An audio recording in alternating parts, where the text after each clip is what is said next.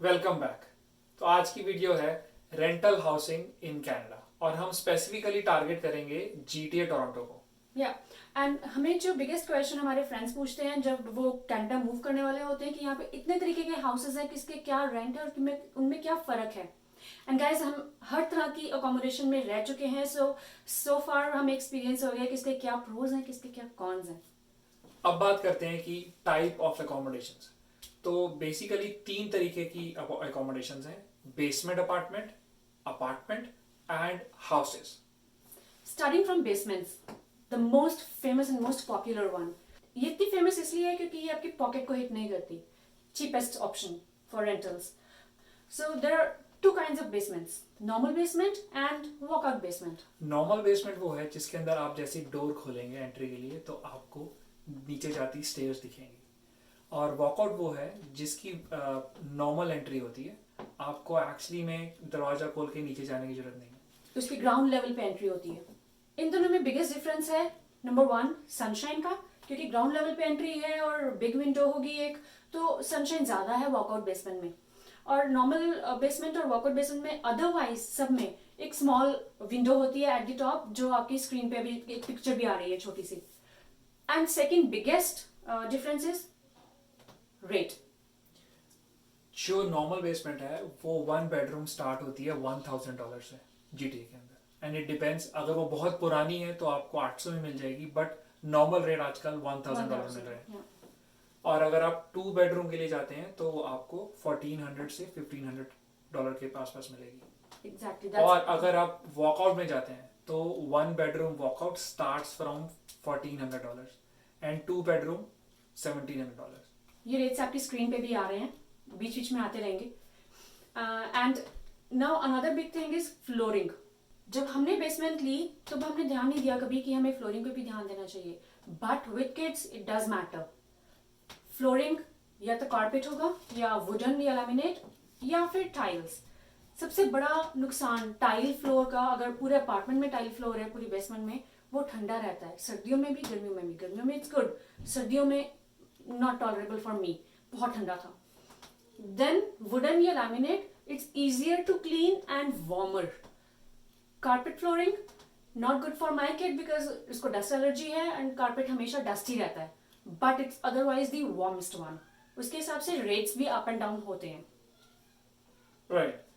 अब एक और चीज़ आपको ध्यान में रखनी चाहिए जब आप बेसमेंट रेंट करने के लिए माइंड बनाते हैं, वो ये कि बेसमेंट मतलब आप शेयर कर रहे हैं किसी और का घर।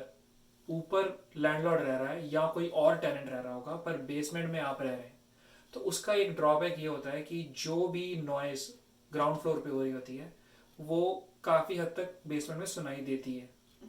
फॉर इंस्टेंस, अगर कोई लाउड म्यूजिक चला रहा है या कोई लाउड टीवी देख रहा है तो वो आपको बेसमेंट में सुनेगा ही सुनेगा। जब हम बेसमेंट में थे तो हमारे जो लैंडलॉर्ड के किड्स थे and whenever they ran around या जब वो खेलते थे तो वो इतनी ज्यादा लाउड नॉइजेस आती थी कि मेरे अपने किड्स उठ जाते थे, जाग जाते थे वो नींद से।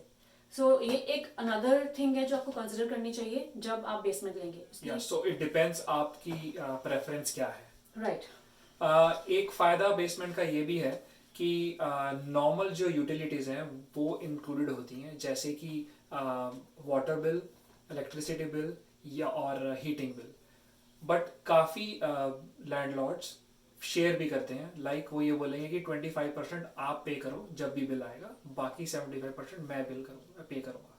तो इट डिपेंड्स कि लैंडलॉर्ड टू लैंडलॉर्ड। एग्जैक्टली। और इंटरनेट नॉर्मली इंक्लूड होता है रेंट में, और कई बार केबल टीवी भी इंक्लूड होता है।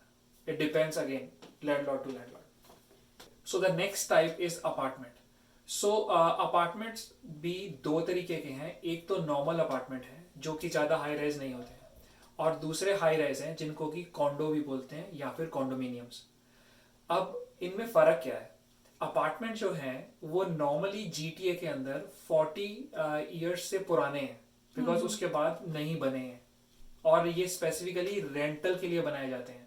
जब हमने अपार्टमेंट में मूव किया तो the first good thing was कि बेसमेंट से निकल के अपार्टमेंट लेना, एक ग्राउंड लेवल पे या अपर लेवल पे आना, it was very good experience. But उसके अपने कॉन्स है। Biggest con, shared laundry. पूरी बिल्डिंग में एक शेयर लॉन्ड्री होगी, विच मीन्स एक रूम में 5 to 10 मशीन्स एंड ड्रायर्स पड़े होंगे, कॉइन सिस्टम है, क्यू सिस्टम होगा। तो आपको अपनी सारी लॉन्ड्री वहां जाके करनी पड़ेगी, चाहे आप 5th फ्लोर पे हो चाहे आप 1st फ्लोर पे हो।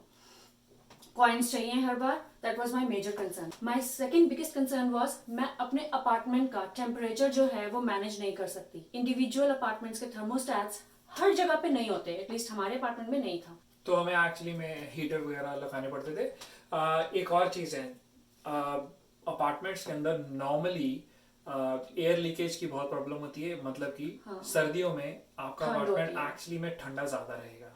एंड हमारे अपार्टमेंट में बग प्रॉब्लम भी थी, कॉकरोचेस की प्रॉब्लम थी। या तो वो आपको एक्चुअली रेंट से पहले इंटरनेट पे चेक कर लेना चाहिए कि क्या उस अपार्टमेंट में कभी कोई कॉकरोचेस की या कोई और बग्स की प्रॉब्लम तो नहीं है। हाँ, तो रिव्यूज जरूर पढ़ें जब आप अपार्टमेंट रेंट लें।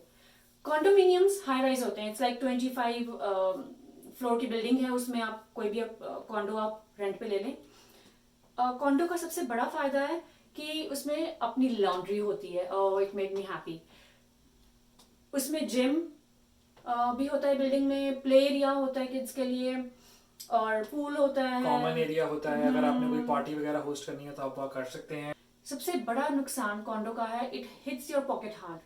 1 बेडरूम प्लस 1 डैन का जो रेंट है, it can go up to 2000 और मोर। डिपेंड करता है आप किस एरिया में ले रहे हैं।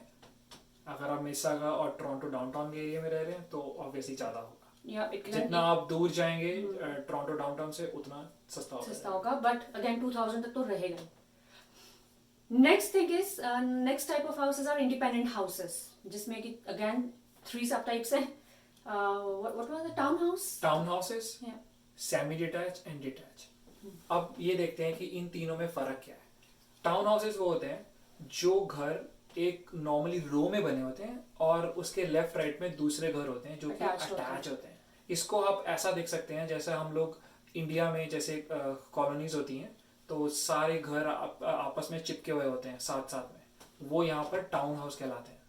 टाउन हाउस, सेमी डिटैच और डिटैच, तीनों के रेंट ऑलमोस्ट सेम है जीटीए में। एल्सवेयर इन द कनाडा बहुत डिफरेंस है, बट जीटीए में सेम है।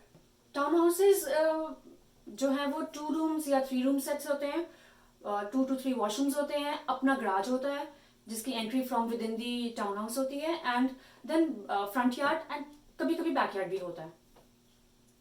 और बेस्ट पार्ट ये होता है कि अगर आप किड्स के साथ आ रहे हैं तो किड्स एक्चुअली बैकयार्ड में खेल सकते हैं, और इवन अगर आपको बारबेक्यू करना है या फिर आपको चाय वाय पीनी है बाहर बैठ के तो आपके पास प्लेंटी ऑफ स्पेस होता है। सिमिलरली अगर हम सेमी डिटैच की बात करें उसके अंदर भी सारी सेम चीज़ें होती हैं, बट वो एक दूसरे घर के साथ अटैच होता है ऑन वन साइड। मतलब कि आपकी घर की एक साइड की वॉल जो है वो दूसरे घर की वॉल के साथ होती है, मतलब कि आपकी एक वॉल शेयरिंग में होती है। कई बंदे इसको ऐसा सोचते हैं कि हमें प्रॉब्लम होएगी, साथ वाले घर में से आवाज आएगी या कुछ होगा। नॉर्मली ऐसा नहीं होता अनटिल आपका जो नेबर है वो बहुत ज्यादा लाउड ना हो। रेस्ट अश्योर्ड, हमें कभी नॉइस प्रॉब्लम नहीं आई जब भी हमने टाउन हाउस या सेमी में रहे हैं। We never had noise problem from our neighbours. या तो सो अगेन इट डिपेंड्स। उसके बाद नेक्स्ट कैटेगरी आती है डिटैच हाउस की। डिटैच हाउस वो है जिसके चारों तरफ कोई और घर नहीं है साथ में चिपका हुआ, और आपको एक लॉन मिलेगा और एक बैकयार्ड मिलेगा फॉर श्योर। ये अगेन 3 बेडरूम, 4 बेडरूम, 5 बेडरूम तक जाते हैं ना। इन सब घरों में, जितने भी घर हैं, सब में एक स्टोव, रेफ्रिजरेटर और लॉन्ड्री सिस्टम जरूर मिलेगा। लॉन्ड्री कैन बी शेयर्ड और इंडिविजुअल, बट होती है। जो नहीं इंक्लूडेड होगा वो है समटाइम्स माइक्रोवेव, जो आपको शायद अपना लेना पड़े, and dish washer is not included in the basements. Right. और बेसमेंट्स के अंदर नॉर्मली लॉन्ड्री शेयर होती है लैंडलॉर्ड के साथ, बट कुछ बेसमेंट्स ऐसी भी हैं जिसके अंदर आपकी अपनी पर्सनल लॉन्ड्री होती है। वो ऑब्वियसली $100 या $150 एक्स्ट्रा आपको पे करने पड़ते हैं उसके लिए। टाउन हाउसेस, सेमी डिटैच और डिटैच, इसके अंदर जो आजकल रेट चल रहे हैं जीटीए में वो सेम है, starting from 2400 and it can go up to $3,500 और समटाइम $4,000. डिपेंड करता है आप कितना बड़ा घर रेंट पे ले रहे हैं. इंडिविजुअल हाउसेज में रेंट के अलावा जो बिगेस्ट खर्चा होता है वो है यूटिलिटी बिल्स का, वो आपको खुद पे करने पड़ेंगे. It's not included in the rent. Internet भी आपको अपना लगाना पड़ेगा. सो ये एक्स्ट्रा कॉस्ट अपने माइंड में लगा के चलें. और आपको स्नो खुद ही क्लीन करनी होती है अगर आपका सेमी डिटैच या डिटैच हाउस है, और लैंडस्केपिंग भी खुद ही करनी होती है. Which means grass cutting. Now next thing is den. काफी रेंटल एडवर्टीजमेंट्स में ये मेंशन होता है जैसे 1 bedroom plus 1 den, 2 bedroom plus den. Den is a small space जिसमें कि या तो सिंगल बेड आएगा, मतलब उतना ही स्पेस होता है उस रूम में, या फिर you can make it as an office या फिर किड्स प्ले रूम. तो it is a small, very small area within the house. So guys, these were all the type of houses जो GTA में हैं with their average rents at this time. Hope you like the video, and if you have any questions, feel free to ask in comments section. Right. और हम लोग अभी काम कर रहे हैं कि जिसके अंदर हम आपको कुछ टाइप के घरों की एक वॉक थ्रू दिखाएंगे. Right. ताकि आपको इधर आने से पहले ही पता लग जाए कि किस तरीके के घर दिखते हैं अंदर से बाहर से, और क्या उनमें फ़र्क है. विजुअली आप देख पाएंगे. So stay tuned for more, and please subscribe to our channel. Thanks for watching, guys. Thank you. Stay safe. Bye-bye. Bye.